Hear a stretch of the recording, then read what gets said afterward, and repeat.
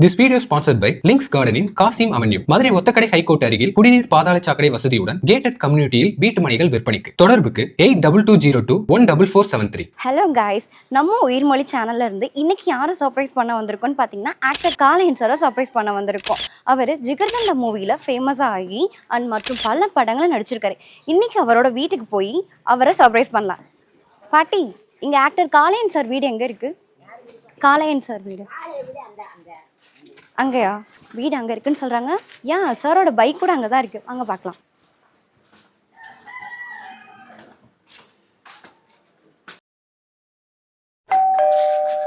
யாருங்க? காளையன் சார் இருக்காரா? ஒரு நிமிஷம். ஓகே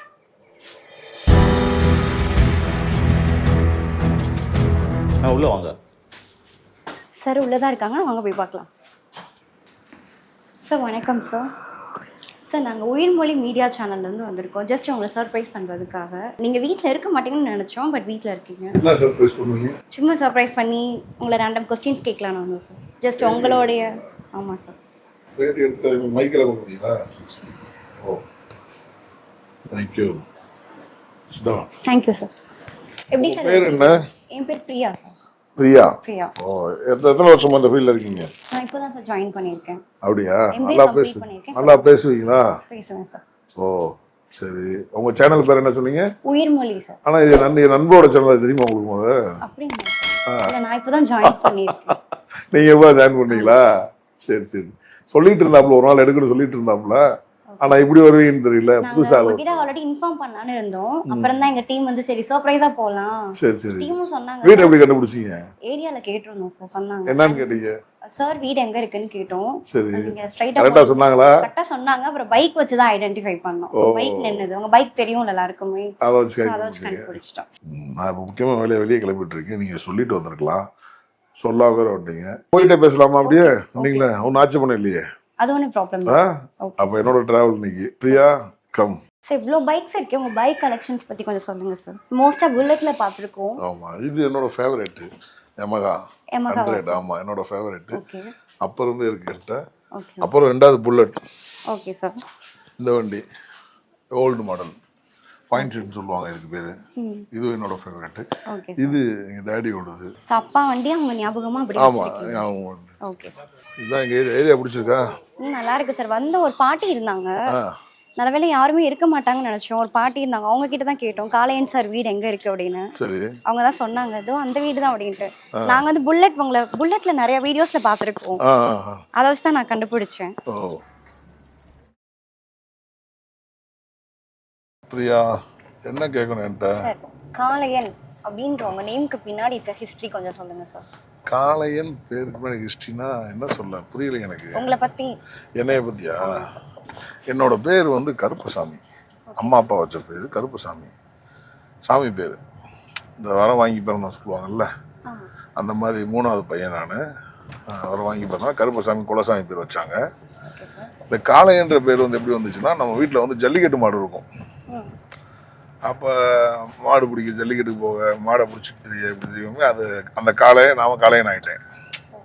காளை மாடோட தெரியுறேன்ல, நான் காளையன்.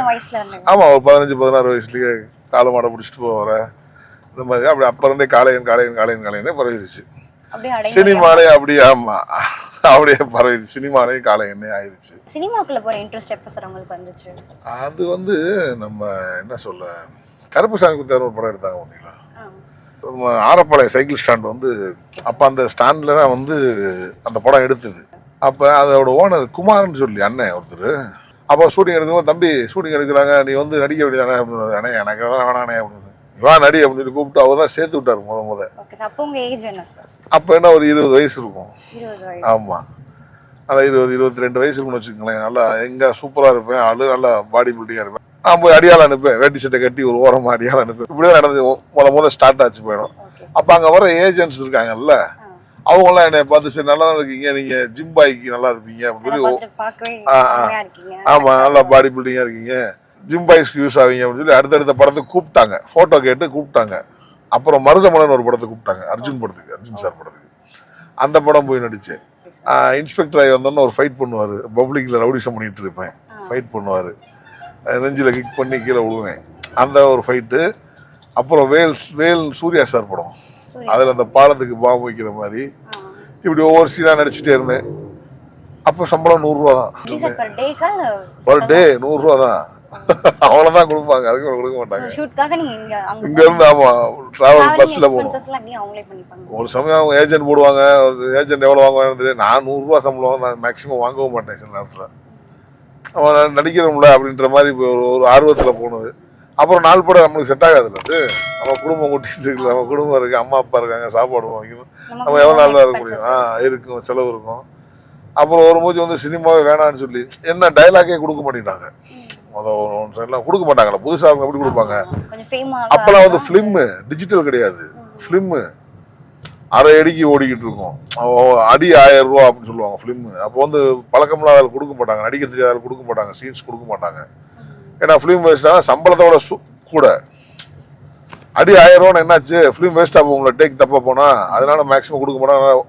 10 நாளைக்கு ட்ரெயின் பண்ணி அதுக்கப்புறம் தான் ஷூட் எடுப்பாங்க, ரிஹர்சல் பார்ப்பாங்கல்ல, அப்படி ஒரு வாரம் ரிஹர்சல் பார்ப்பாங்க முன்னாடியெல்லாம். சினிமா காலப்போக்கில் வந்து கை கொடுக்க மாட்டேன்ருச்சு. என்னடா இது நம்மளுக்கு டைலாக் கொடுக்க முடியும், ஒன்று கொடுக்க முடியாங்க, 100 ரூபா சம்பளம் 200 ரூபா சம்பளத்துக்கு எப்படி கூப்பிடுறாங்க, ஒன்றும் பண்ண முடியலையே அப்படின்னு யோசிச்சுக்கிட்டே இருந்தேன். அப்புறம் ஒரு மூச்சு வந்து படமே வேணாண்டா, நம்ம போய் வேலை வெட்டியை பார்ப்போம் அப்படின்னு சொல்லி மதுரைக்கு திருப்பி வந்துட்டேன். வந்து வேலையை பார்க்க வைக்கிற தெரியாம அப்போ 2012 ஒரு ஆடிஷன் நடந்துச்சு, கார்த்திக் சுப்ராஜ் சார் படம் சொல்லி. அவர் தான் எனக்கு டைரக்டர் தெரியாது. அவங்க கேட்குறாங்க மதுரையில் என்ன பண்ணுவீங்க, எது பண்ணுவீங்க, எப்படி பண்ணுவீங்க, அப்படி பண்ணுவீங்க, இதெல்லாம் பேசிக்கிட்டு இருக்கும் போதே சரிண்ணே நீங்கள் இந்த படத்துக்கு ஓகே ஆகிட்டீங்க, நீங்கள் இப்படியே இருங்க, எதுவும் பண்ண வேணாம் அப்படின்னு. நான் ஓகே ஆகிட்டேண்ணா அப்படின்னு சொல்லி எனக்கே இதாகிடுச்சு. என்ன ஓகேண்ணே பேச சொன்னீங்க பேசுனேன், அதானே இந்த மாதிரி நேச்சுரலாக பேசினாலே போது நீங்கள் நடிக்க வேணாம் அப்படின்னாரு. அப்படியா சரி ரைட்டு சொல்லிட்டு வந்துட்டேன். அதனால அந்த ஷூட்டிங் ஸ்டார்ட் ஆயிடுச்சு. ஷூட்டிங் ஸ்டார்ட் ஆனோடனே 60 நாள் தொடர்ந்து நைட்டு போகணும் ஷூட்டு மதுரையிலே. ஆமாம், அதேமாதிரி நல்லா ஓடிச்சு அந்த படம், நல்லா கதை வித்தியாசமாக இருந்துச்சு, ஓடிச்சு. அதே மாதிரி அவரோட டேலண்ட் வேற, அவரோட 2-3 படம் நான் பண்ணியிருக்கேன். அவரோட ஜெகமேந்திரன் பண்ணேன், பேட்டை பண்ணேன். ரஜினி சார் கூட எப்படி சார் இருந்துச்சாங்க? ஐயோ அதெல்லாம் எக்ஸ்பீரியன்ஸ் மறக்க முடியாது. அதுக்கு முள்ளன் ஃபுல் கார்த்திக் சுப்ராஜ் சார் தான் காரணம். ஆனால் அந்த இடத்துல கொண்டு வர அந்த கேரக்டர் கொண்டு வரதுக்கு அவரு தான். அவர்கிட்ட நான் கேட்டேன், என்னண்ணே இந்த மாதிரி தலைவர் வச்சு படம் பண்ணுறீங்க, எனக்கு ஒரு சீன் கொடுங்க. அப்படியா கலையன் சேர்த்து வரேன் சொல்லிட்டு அதுக்கப்புறம் அந்த சீன் ரெடி பண்ணி கொடுத்தாரு எனக்கு.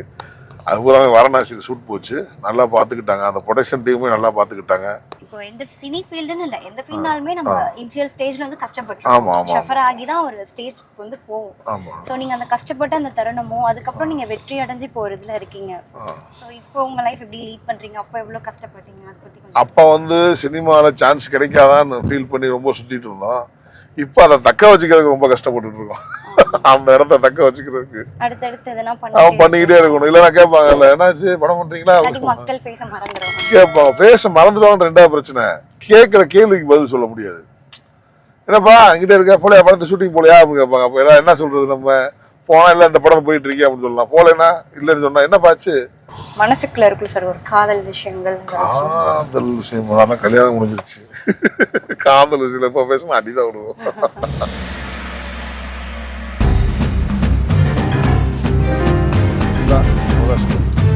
தண்ணி அடிச்சாலோ தம் அடிச்சாலோ உள்ள வரக்கூடாது, ரொம்ப கட்டுக்கோமா.